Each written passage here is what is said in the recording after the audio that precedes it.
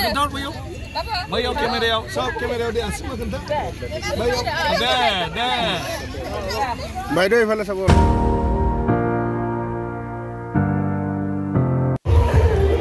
Ore. জহলাপুৰী পাৰ্কত cultural stage আজি শুভাৰম্ভ কৰা হৈছে আৰু এই কালচাৰেল ষ্টেজটো আসাম বিধানসভাৰ অধ্যক্ষ বিশ্বজিৎ দৈমাৰী ডাঙৰীয়াই মানে শুভাৰম্ভ কৰিছে। তো এই পাৰ্কটো বিশ্বজিৎ দৈমাৰীয়ে 2004 জন্ম দিছিলে আৰু তেখেতে জন্ম দিয়াৰ কাৰণে আজি এই পাৰ্কটো পুনৰ নিৰ্মাণ কৰি আজি এই পাৰ্কটো ৰাইজৰ মানে এটা মৰম পাবলৈ সক্ষম হৈছে আৰু ছাৰক মই ধন্যবাদ দিছোঁ। আৰু তেখেতে আজি আহি কিনি তেখেতৰ সপোনটো বাস্তৱত ৰূপায়ণ হোৱা বুলি তেখেতে অনুভৱ কৰিছে।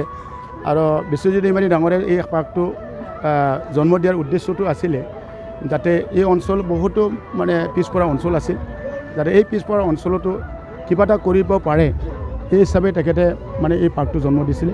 তেখেতে জন্ম দিয়া এই পাৰ্কটো মই 2020 MCL হোৱাৰ পাছত আগৰ পৰাই এই পাৰ্কটো মই দায়িত্ব লৈছিলোঁ, কিন্তু 2020 মই যেতিয়া ইলেকশ্যন যেতিয়া MCL হ'লোঁ আৰু বিটিআৰৰ EM হিচাপে দায়িত্ব পাই কাম কৰিলোঁ, তেতিয়াৰ পৰা মই অলপমান সজাই পৰাই কৰিছিলোঁ আৰু এতিয়া পুনৰ নিৰ্মাণ কৰি আজি ৰাইজে এইটো ভাল পাইছে আৰু যোৱা বছৰ হাজাৰ মানুহ আহি ইয়াত নতুন বছৰ শুভেচ্ছা দিব আহিছে। আৰু এইবাৰো ৰাতিপুৱাৰ পৰা মানে এনেকুৱা সমাগম হৈছে মানে হাজাৰ যোৱাবাৰ 10,000 মানে ৰাইজ এটা উপস্থিত আছিল, এতিয়া মানে আহি আছে। মই ভাবোঁ এইবাৰো মানে যোৱা বছৰৰ নিচিনা ইয়াত মানে 10,000 মান মানুহ ইয়াতে নতুন বছৰ শুভেচ্ছা দিব আহিব। যিসকল ৰাইজে ইয়াত মানে নতুন বছৰ শুভেচ্ছা দিব আহিছে তেখেতসকলক মই ধন্যবাদ দিছোঁ, যাতে তেখেতসকলৰ দৈনিক জীৱনত যি উদ্দেশ্য লৈ আজি নতুন বছৰ শুভেচ্ছা দিব আহিছে তেখেতসকলৰ শুভেচ্ছা যাতে সফল হয়, সকলো ৰাইজৰ হৈ মই ঈশ্বৰৰ ওচৰত প্ৰাৰ্থনা জনাইছোঁ। আৰু আজি আমাৰ অসম বিধানসভাৰ অধ্যক্ষ ডাঙৰীয়াই তেখেতে অলপ মানে আমাৰ আগত মানে এটা কথা কৈছে, ইয়াত মানে মিডিয়াৰ জৰিয়তে কৈছে আৰু এই পাৰ্কটো আৰু অলপ ডেভেলপ কৰাৰ কাৰণে আমি আলোচনা কৰি চিন্তা কৰোঁ যাতে আৰু পৰ্যটকসকলে যাতে আৰু বেছিকৈ আহে। তেখেতে এইটো কথা ৰাইজৰ আগত মানে মিডিয়াৰ জৰিয়তে তেখেতে কৈছে আৰু তেখেতৰ এই মানে ভাৱধাৰাৰে আমি বুজিব পাইছোঁ নেক্সট বাৰ আৰু ইয়াতকৈ আমি ভালদৰে পাৰ্কটো নিৰ্মাণ কৰিব পাৰিম। তো এটা আজি মিডিয়াৰ জৰিয়তে ধন্যবাদ দিব বিচাৰিছোঁ এটা যে আজি যে কালচাৰেল ষ্টেজটো আমি পাবলৈ সক্ষম হ'লোঁ, এইটো হ'ল অসমৰ মন্ত্ৰী উৰ্খাও গৰা ব্ৰহ্ম, তেখেতৰ আমি অৱদান ৰেকৰ্ড আছে। তেখেতৰ এই অৱদানৰ কাৰণে আমি সেই 50 লাখ টকাৰ কালচাৰেল ষ্টেজ পাবলৈ সক্ষম হৈছোঁ। তো মিডিয়াৰ জৰিয়তে মই অসমৰ মন্ত্ৰী উৰ্খাও গৰা ব্ৰহ্ম ডাঙৰীয়াক ধন্যবাদ দিছোঁ। আজিওতো টুৰিষ্টটো আহি আছে আৰু তেখেতে আমাৰ বিশ্বজিৎ দৈমাৰী ডাঙৰীয়াই কৈছে আৰু যদি আমি ডেভেলপ কৰিব পাৰে, আজি যিমান টুৰিষ্ট আছে ইয়াতকৈ বেছি টুৰিষ্ট আহিব বুলি তেখেতে কৈছে আৰু এইটো আমি কৰাৰ কাৰণে চেষ্টা কৰিম। টুৰিষ্টবিলাকে যাতে আহি কিনি আমাৰ চুকলাইত যাতে নিজে ভাল ক'ব পাৰে যে টুৰিষ্টৰ সুবিধাখিনি যদি আমি কৰি দিব পাৰে, আৰু তেতিয়াহ'লে মই ভাবোঁ যে চুকলাই চাৰফাঙত থকা এই জহলাপুৰী পাৰ্কত বা এই চুকে কোণে থকা মানে অঞ্চলত ৰাইজে আহি কিনি ইয়াতে মানে টুৰিষ্টবিলাক আহি কিনি অলপ মনোৰঞ্জন কৰিব, তেতিয়া মই ভাবোঁ এই অঞ্চলৰ ৰাইজে অলপ অৰ্থনৈতিক ডেভেলপ হ'ব। কিয়নো আজি চাওক এই পাৰ্কটো আমি যেতিয়া মানে টিকেট লৈছিলোঁ 20 টকা, তেতিয়া বহুতো ৰাইজে এই টিকেটৰ কাৰণে আমাক মানে অলপমান কৈছিলে যে 20 টকা টিকেট লোৱাৰ কাৰণে অলপ দুখ পাইছিলে। তেতিয়া আমি ৰাইজক কৈছিলোঁ যে 20 টকা টিকেট আমি লোৱাটো উদ্দেশ্য এইটোৱে, আমি পাৰ্কটো মেইনটেইন কৰোঁ আৰু সেই 20 টকা দি আমি সাৰা বছৰ পাৰ্কটো আমি মেইনটেইন ইয়াত মানে 5-6 জন সাৰা বছৰ কৰ্মচাৰী আছে আৰু এই কৰ্মচাৰী আমি দৰমহা দি থাকোঁ আৰু পাৰ্কটো আমি বহুত ধুনীয়াকৈ সাজাওঁ।